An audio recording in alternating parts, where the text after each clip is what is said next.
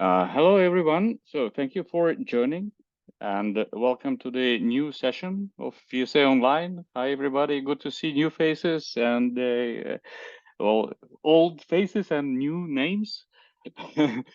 And so I'm very happy that we are able to construct this exciting program. And so today we have a first talk given by Michel Furlong from University of Ottawa in Canada.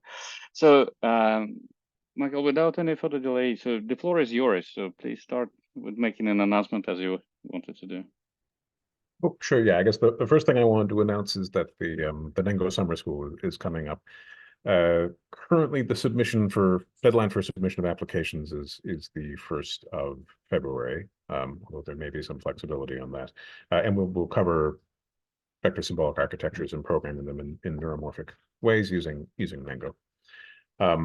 But plugging aside, today I'm going to talk about modeling neural probabilistic computation with vector symbolic architectures. And as Evgeny said, I'm Michel, hence the bolding here. But I think people in this audience will be sympathetic to the fact that vector symbolic architectures allow us to combine symbolic reasoning and implementation with neural networks. What I've been working on is trying to understand these statements, not just as like logical or functional statements, but actually as also as probabilistic statements. I've annotated it here quasi-probabilistically because what I'm doing is I'm interpreting similarity between vectors as something like a probability, but because they can become negative, they're not strictly probabilities anymore. Further, I'm speaking about VSAs generally, but in specific in this project, I work with the holographic reduced representations. So we have some data space X, we project into a high dimensional vector space, and I use this notation phi fairly loosely, just to mean this is how we put it into the VSA space. And then we have the operations binding by circular convolution, unbinding by circular convolution with the pseudo inverse, bundling is vector addition, similarity is vector dot product. And then I don't use permutation in this work, but it is, of course, it's part of the algebra. This figure that we're seeing here on the right is the similarity between the origin, the center of the image, with all the other points in the image encoded using what we call a hexagonal SSP, which is a particular kind of encoding of real valued data. But I've also chosen some pathological parameters for it just because I think it looks nice. But this is not normally what I expect. It's just an illustration of something we can do. What I have been mainly focused on is fractional binding, which is the projection of real valued data into the high dimensional vector space. And so what we've implemented here is the definition is we take the inverse Fourier transform of a collection of conjugate phasors, where we've imposed conjugate symmetry on this A matrix. And something as interesting as when you take the dot product between vectors encoded in this way, you get a kernel out. And specifically, we get a sinc function out, or if it's a multidimensional space, we get a product of sinc functions. And you know, sinc function is a weird function, but it turns out that it is actually a positive definite kernel.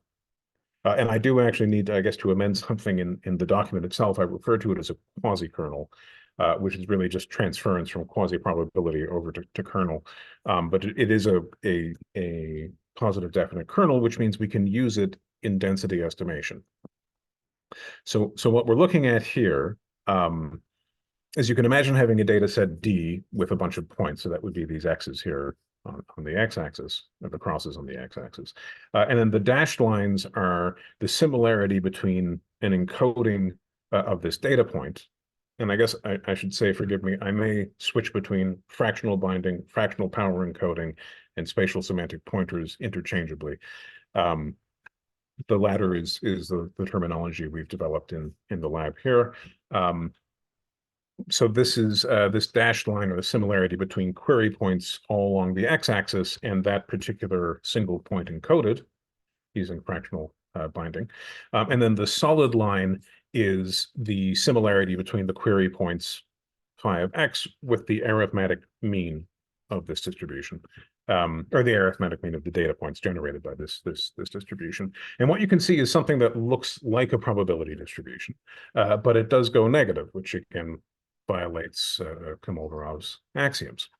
So fortunately, there are ways. Well, sorry. First off, doing this kind of density estimation using a sinc function as a kernel is something called the Fourier interval estimator, and it has existed for a while. And there is some reason, or I have read, I give the citation in the paper, that the sinc function may in fact be a more efficient kernel than something like the Epinechnikov kernel in the mean integrated squared error sense, which is kind of neat that this is what arises from this technique. But people still don't like negative probabilities.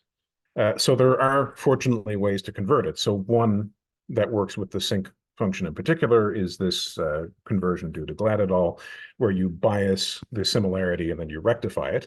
The other you can use is this approach from quantum mechanics, or the Born rule conversion, where you square the similarity and then multiply it by a normalizing constant. There are benefits to both. I think one of the things that's notable about the Born rule conversion is that these lobes here of probability off from the main location of the data are they're underemphasized, right, relative to the peaks where we'd expect the distribution to be. But I'm going to talk about this conversion today, specifically because this is a ReLU neuron. Right. And due to the symmetry of the dot product, it doesn't matter whether the query point phi of x or the mean vector, here denoted mu p, is playing the role of the symplectic weights. What this means is that we can construct a single neuron that computes probability. So what we're seeing here is a neuron whose synaptic weights are the mean vector mu p. And this solid blue line is the tuning curve of that neuron when it has input to it query points, again, along the x-axis, encoded using fractional binding. When that data that is used to construct the mean vector is sampled from this beta distribution or this Gaussian mixture model distribution, what we're seeing here is the shaded region is the true distribution, and the dot dashed green line is an estimation using a kernel density estimator. So we can make one neuron that estimates a distribution, or we can construct a population of neurons where every neuron is tuned to a particular point in the domain. So what we're seeing here, we call this the population encoding. We sample, data from the x-axis, and we assign it each a neuron. And then we feed in the mean vector into this neural network, and what we see is the activity across the population mirrors the probability distribution. And this is kind of neat, I think. But that's not all. We can also manipulate the mean vector using techniques from vector symbolic architectures, and then have manipulations on the distribution itself. So, for example, if we do unbinding, we get something like conditioning. It's technically it's unnormalized conditioning. And the way that I've been thinking about it is that a conditional distribution is a joint distribution where you've fixed one of the values. So it's sort of pre-evaluated, or the function's been curried, or that's quite the right terminology. And by unbinding it, we basically get that effect of pre-evaluating one of the arguments. If we define a mean vector as being the sum of bound arguments along the two dimensions. So what we're looking at here is 5,000 samples, I think, from a Gaussian mixture model, and then we condition on x equals -2, and we condition on x equals 3. And by doing that, I mean we unbind from the mean vector x at 2 and x, or at -2 and x at 3. And what we're seeing here is the conditional distribution. So again, the shaded region is the true distribution. The orange dashed line is doing this operation algebraically. The blue line is implementing this in spiking ReLU neurons, and then the green dotted line is doing this with a kernel density estimation. And again, we can see that the fractional binding, the SSP implementation, they do a fairly good job on this mode. They do a less good job here, but you can still see it's focusing the density, the probability largely where it ought. This does highlight a problem, or a potential problem that we have with this. Something that I've been suppressing in the notation is a length scale parameter, right? It's a hyperparameter that divides the input before you encode it in the vector space. And the covariance matrix in this region of the data is different from in this region of the data. So the way that we have this implemented currently is that you only get to choose one length scale over the whole domain, and that forces you to trade off which of these you want to represent the best, or how well you want to represent the two modes together. Modifying this online is something we're continuing to work on, but I just wanted to highlight that here. The other thing we can do is we can marginalize the distribution, and I apologize for throwing equations at you, but it really is, just integrating out one of the variables. So here we're integrating out y, and we can express this encoding of two dimensions as the binding of two one-dimensional encodings, and then because these are all linear operations, we can sort of take them outside of the integral and just say that marginalization is a function of some integral over the axis that we want to get rid of, which is fine. But what we've done here is I've omitted the nonlinear conversion to probability, right? So the question then becomes, well, does this hold if you have this nonlinearity in the loop? So to test that again to this Gaussian mixture model, I computed the marginalization two ways. One, basically I unbind that integral over y from the mean vector, and then I just test values of sorry, I unbind the integral over one of the dimensions and then test on values of the other dimension, because I do both x and y here. The other is I take the mean vector, I split it out to a population encoding, and then I sum up the outputs of that vector to do the marginalization post rectification. And then the third thing that we'll see here, this is the green dashed line, is what happens if I just take the vector the dimension that we care about, encode that as a mean vector, and compare the performance. So again, as before, shaded region is the true distribution. The orange dashed line is what happens if we do the post rectification marginalization. The green solid blue line is doing manipulating the mean vector directly before we decode it out, or decode out to probabilities. And the green line is doing it independently. So just taking all the x observations, just taking all the y observations, and computing that mean vector. So what we see out of this is, notably, the blue line has these bumps of probability off here in the extreme. Basically, there's interference that's not getting canceled out, that is getting canceled out when we do the rectification. And so depending on what your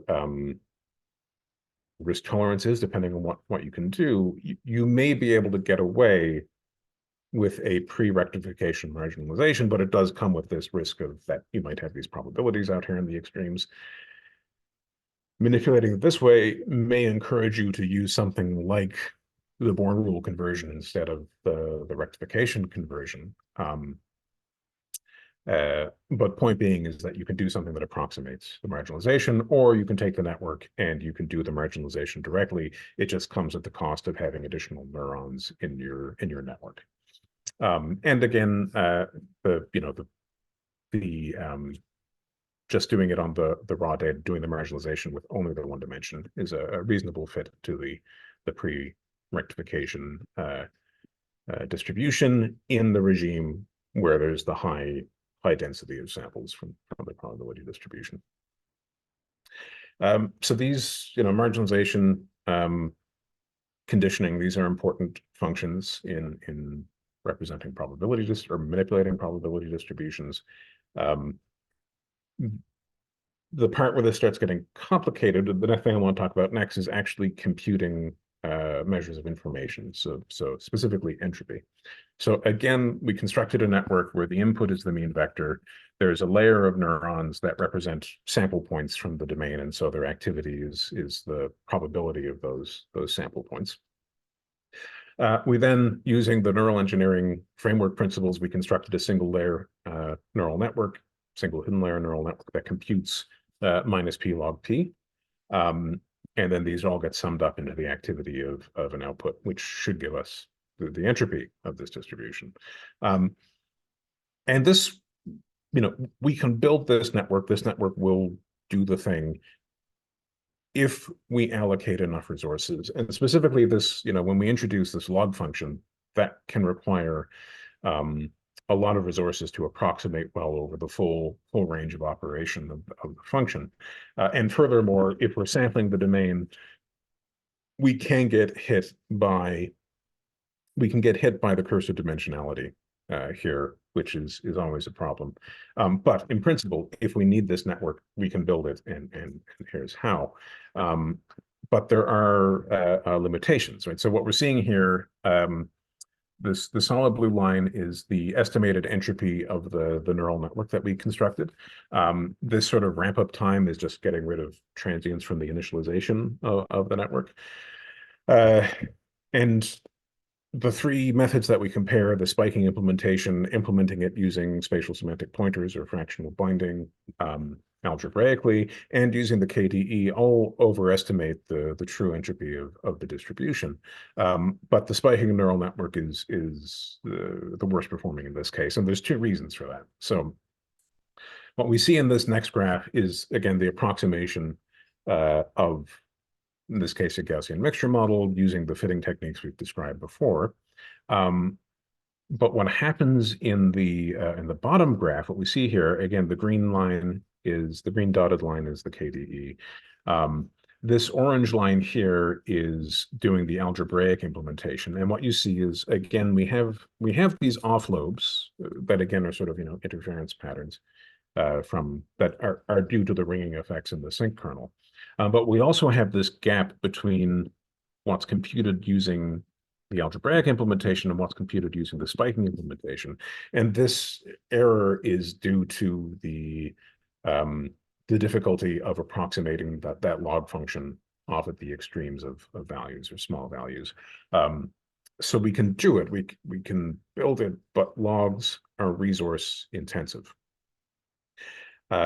which then sort of suggests something interesting, and I'm really only just starting to dig into this. But it might be that maybe Shannon information is not necessarily the best information formulation to be using with this implementation of probability. So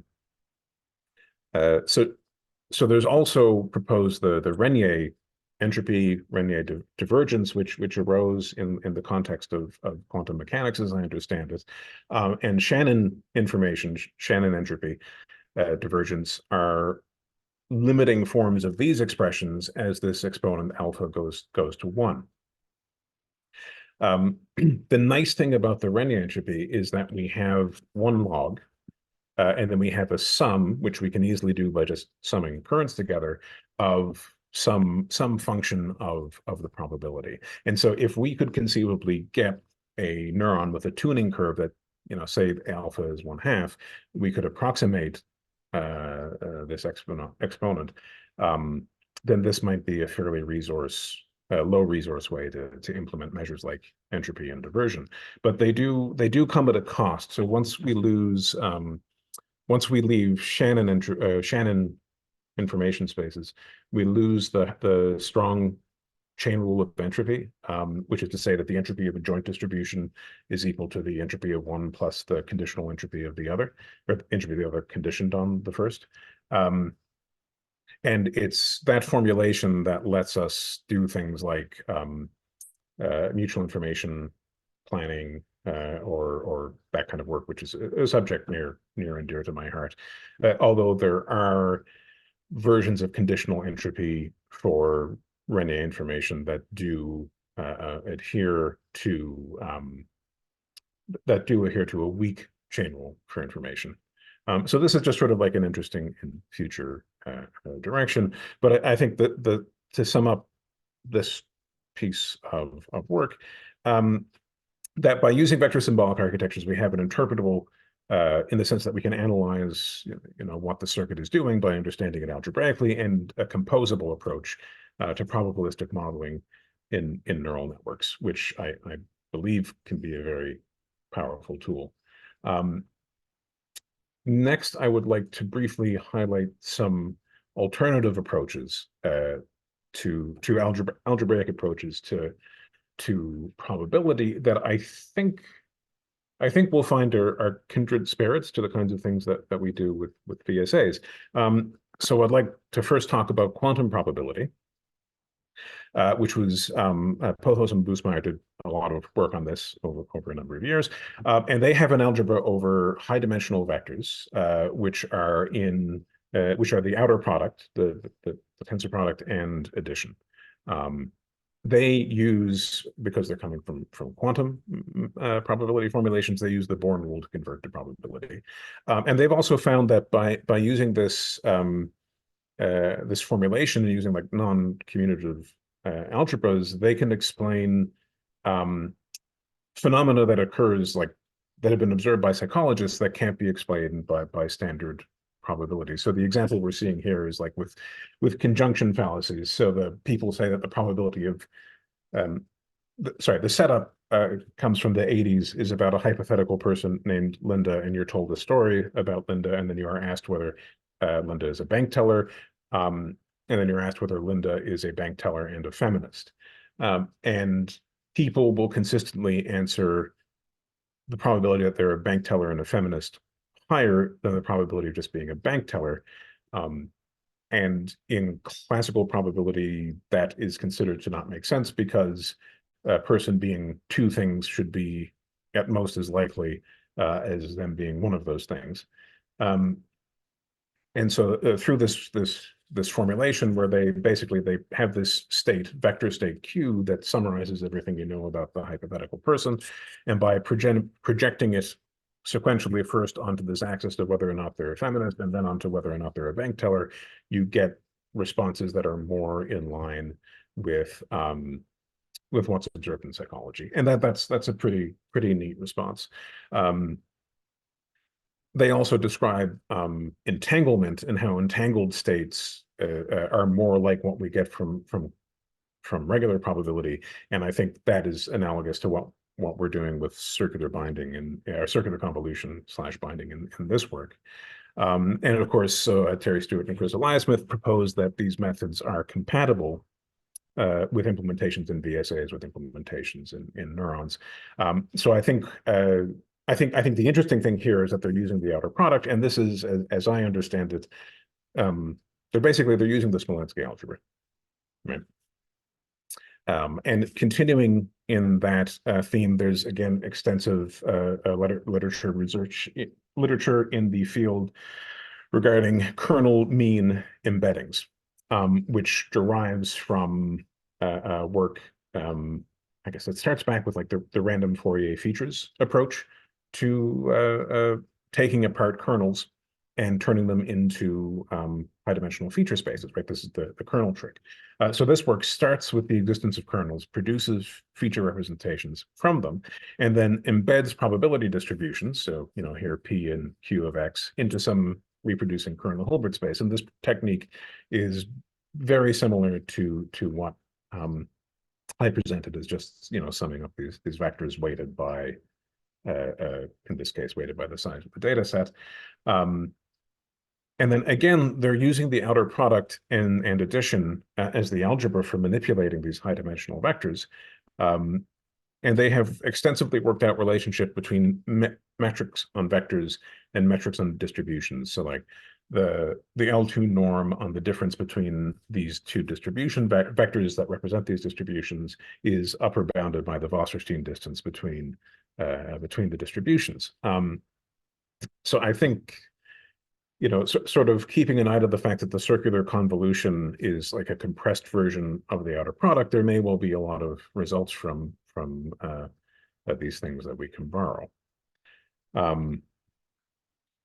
So basically, we can build on these techniques. I think we can use these techniques that are, basically about manipulating high-dimensional vectors.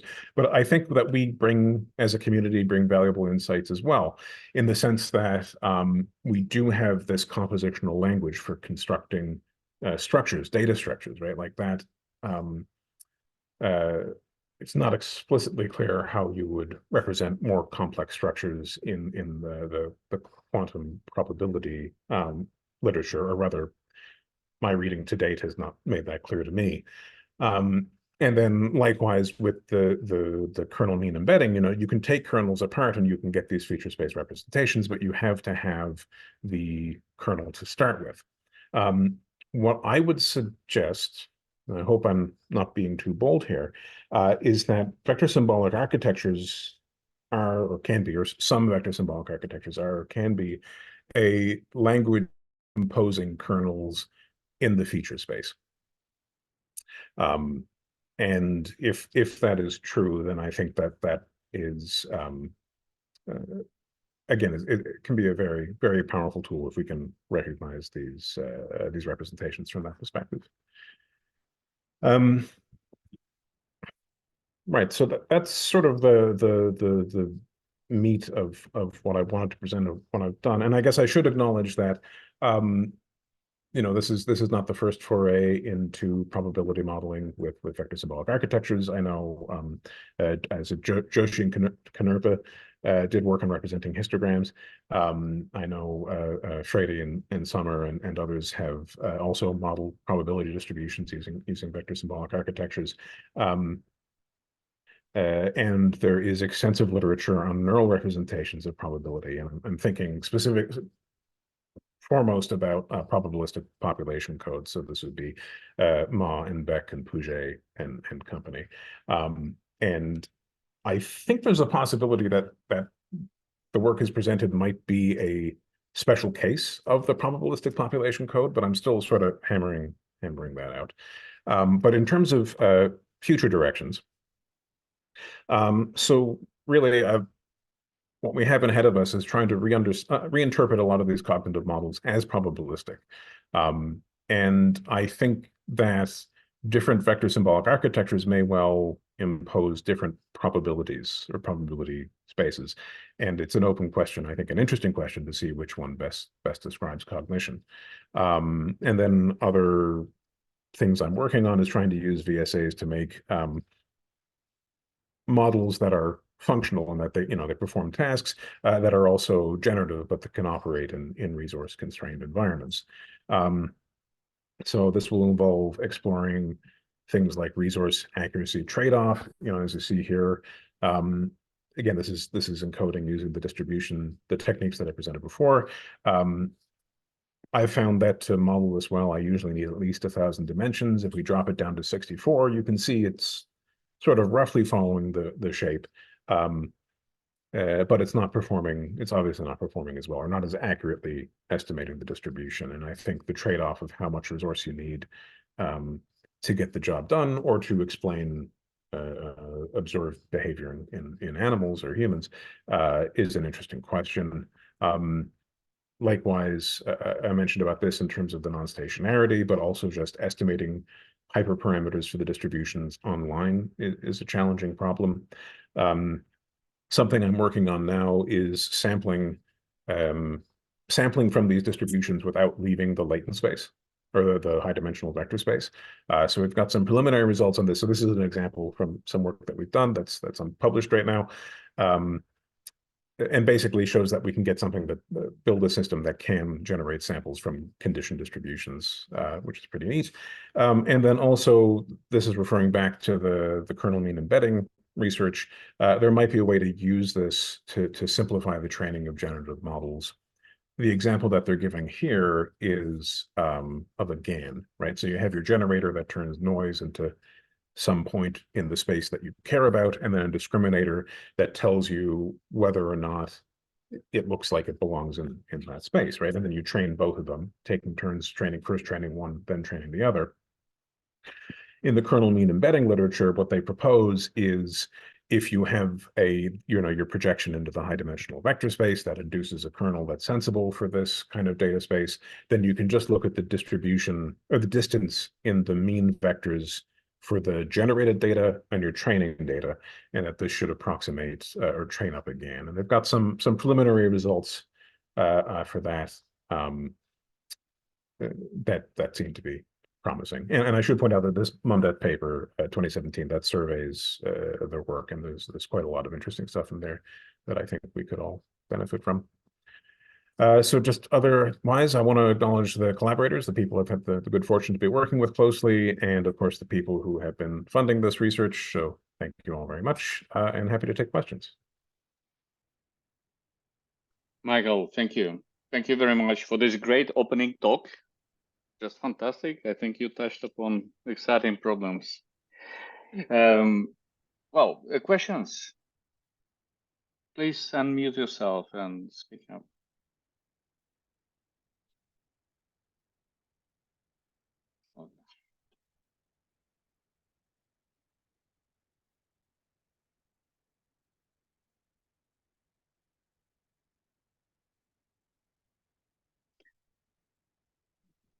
Maybe, yeah, is there anybody? I was about to try Yeah, to ask go a on, question. go on. Just to break the silence. Yeah, Sure. Mike, I was thinking, you mentioned you've shown the architecture in the neurons, but I'm curious, have you already implemented it in spiking neurons? Like, have you done experiments with kind of that noise that is present in the spiking neurons? So I've implemented it in spiking ReLU neurons. I don't think there's any additional noise in the system. I'm pretty sure I turned it off. But one thing I will observe is that for these, so I showed you the population encodings. Let me go back to it. So right here. So I don't know if it's easy to see, but you can see there's a lot of there's definitely like a stepwise approximation here. Can you see that? Is that visible? Right, yeah. Okay. So one of the things I found is that for this population style encoding to work, you do need to integrate the observations over time to get a good estimate. Like the less you integrate it for, the worse the performance is. And it's inversely proportional to the firing rate of the neurons. So I would imagine that those errors would get averaged out. But I can let you know once I have finished running those experiments, if you like. Great, thanks. Right. Michael, I have a small question, and maybe too naive from the practical implementation perspective. I mean, this mean value, how do you get an estimate in this neural implementation? I mean, is it a kind of parameter that you set, or I mean, you can learn it from the data? Yeah, so I have in all these experiments, I just got a data set and composed it directly without doing it online in the neural network. I have done a little bit of experimentation since this paper where I learned it using a low pass filter, and that seems to do a reasonable job. And obviously, if it's a low pass filter, you're going to start losing history over time. So that does mean that you're not going to have as good an approximation as if you know how many data points are going into your sample. But on the other hand, it does give you some degree of flexibility if the generating distribution is changing while you're operating. Yeah. Okay. All right. More questions from the audience? Anthony, you unmuted. Oh yeah. Oh, thanks. Yeah. Hi, Michael. Yeah, so I actually only caught the tail end, so sorry if this is something you've already answered, but is the framework here applicable when phi induces a kernel that is both positive definite and non-negative, or is it also, or is it just sort of applicable in the general setting of a positive definite kernel? I believe it'll still work with the non-negative kernel. And the reason I believe that is because that's basically what the kernel mean embedding people have done. And I'm unaware of a particular barrier into implementing it neurally, like what we've done here. What I will say is because I'm implementing this with finite dimensional neurons, I think you're always going to get some kind of a ringing effect, which means that there will be, at least out, depending on the dimensionality representation, there should be non-negative parts out in the extremes. And yeah, so that I'm not quite sure how big a deal that would be when you actually go to implement it. But yeah, yes, to answer your question, yes, I believe it'll work. But the interpretation of the bundle as a probability distribution, in the sense that if you look at the inner product between the embedding of a point and the representation of the bundle, that gives you an estimate of the density at that point. That seems like that would require, that seems like positive definiteness is not enough for that, right? Because if the kernel, like you can have a positive definite kernel that is not non-negative, and so you could have negative probabilities. Like if you were to say use the sync kernel, that's positive definite, but not non-negative. I do use the sync kernel. Okay, but then your estimates of the density can be negative, right? Yes, and which is why we have this conversion, either using the Born rule or the Glad rule. And in the latter case, I use the Glad rule. So I'm getting the neurons to do the rectification for me. I see. Okay, thanks. Yeah, that's right.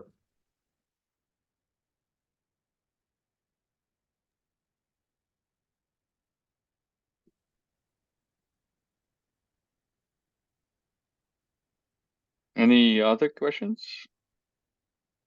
I'm just checking the participants list.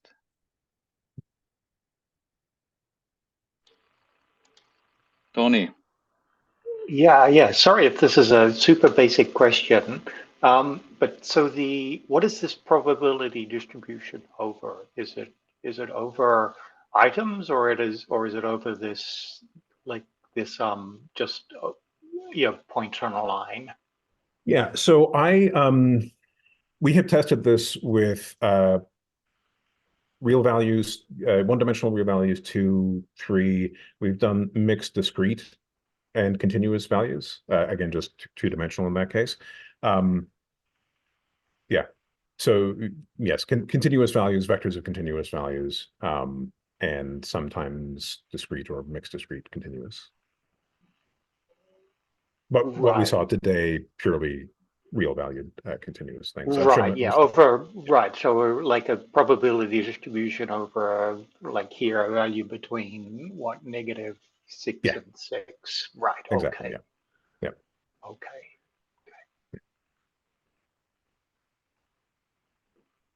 Okay, thanks. But maybe continuing this line of question. I mean, is this method applicable to, say, hypervectors representing other quantities, like I don't know, images, to estimate densities somehow? I think so. I think the biggest problem you're going to get is as you increase the dimensionality of the input, you're going to need to increase the dimensionality of the vector. And then also as you have a higher dimensional input, you're getting the product of a bunch of sinks, and that's just going to sharpen that central peak pretty well in the high dimensional vector space. So while I haven't pushed into things like images yet, I think you can, in principle, there may be practical limitations to it. Okay, I see.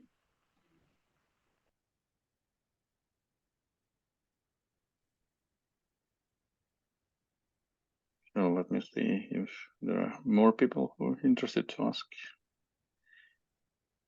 questions or say something. Rose? Is my audio okay?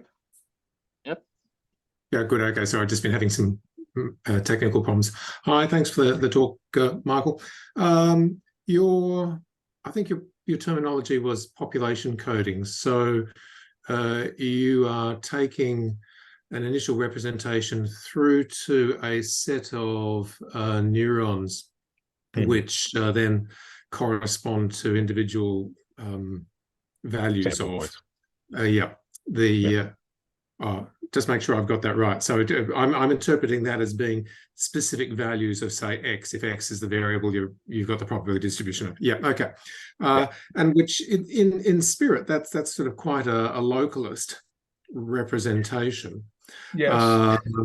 And then we sort of jump back to, you mentioned earlier the work by Paxson and Fritz on representing functions. And I think there was some new paper quite recently also on functional representation. So a distributed representation.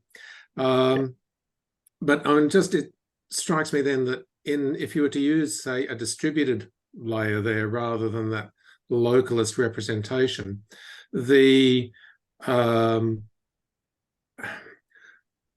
what would be the equivalent of what you've got at the moment would be the magnitude of specific vector directions in the vector space corresponding to that layer, which might be quite interesting, and sort of speaks to the couple of last questions you've had about representing composite objects like images and graphs and so on. So the distribution would be over the magnitudes of all the vectors that are being represented in that space. Would that be a really horrible idea? I mean, would that fall down somehow or other, or would that make sense, do you think? I guess I'm afraid you lost me. My apologies. So what we're talking about, I guess the way I've been viewing it is that mean vector mu is the distributed representation of the distribution. And that this is something that we'd only do sort of at the last minute when we actually need to know what individual probabilities of individual things are. So I guess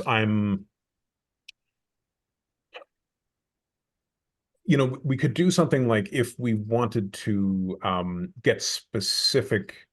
wanted to do some kind of cleanup on this to get back more into the space. Is that what you're thinking? Or yeah, I don't know that I'd dignify what I'm doing at the moment with thinking. It's still a bit early in the morning for me. But I think like one of the sorry. No, I was going to say, I think that, to me, when you've got a thoroughly distributed representation, essentially, what you would previously have been thinking of as a vector, as a neuron in a localist representation, corresponds to just a specific direction in the vector space, so that then a distribution over your localist neurons would correspond to a set of directions in your distributed representation, plus the magnitudes associated with each of those directions. So essentially, you'd have to set up a global state such that the projections onto each of the directions corresponded to the individual values along your distribution. So I don't know whether that idea would work at all. I mean, if that works, then it also means, because your decomposition of your a vector into projections onto some other set of vectors is, you can change that at the drop of a hat. You can say, well, I could decompose it this way, or I could decompose it that way. So does that mean the idea doesn't work at all, or does it mean that you're basically saying, hey, I've got this whole family of different things which are equivalent views of the same distribution? Yeah, I think that could work, and maybe I'll just say something to you and see if it jives with your understanding. Like, I sort of view this step. Well, I would use this structure for one of two things. One, somebody wanted me to give them the probability over a bunch of the sample points, or this is sort of the hidden layer of some kind of autoassociative or heteroassociative memory. And so then we would multiply that state by some vector that is other vectors we care about, right? So it could be a change of basis from one encoding scheme to another. Similarly, the individual neurons don't have to be encoding sample points. They could be encoding distributions themselves, right? And yeah, so is that what you're thinking, or am I misreading? No, I'll go with whatever you're saying, because this is your field. So sorry. Thank you. Yes, it is. That was not a snort. yeah. Okay. Yeah. No, it's just because what I was where I was sort of heading was that was just riffing off the previous couple of questions. That typically, if you've got something like, say, a representation of a graph, it ends up being, a sum of products of permutations of things. And so because it's a sum of things, you can think of each of them, so that they'll often be things like the representations of edges and the representations of vertices of the graph and so on. So maybe it makes sense to think of the magnitudes of each of the vectors corresponding to those individual components as being probabilities over those. Or maybe it doesn't make any sense, because it's not really my area. Or would you have to do something extra in order to sensibly make those probability adjacent kind of measures? I think if we can, we should be able still to manipulate the mean vector. Okay. I conjecture that we should be able to manipulate the mean vector in the same way that we would implement other data structures we've composed using VSAs, and be able to get the components out and speak about that probabilistically as well. Because it should just be, it's just sums of examples of that thing, right? And the unbinding or whatever we do to get as long as whatever we do to get at the pieces we care about distribute over the sum, then I think we should be fine. To speak about distributions over components of structured data or otherwise. Oh, good fun. Okay, thank you very much for that. Thank you. Cheers. Well, I give you a last chance for the audience to ask questions.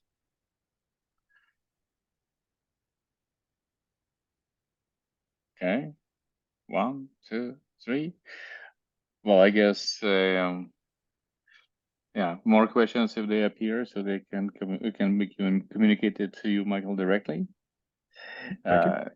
And so I will publish this recording along with the slides if you share them with me as well.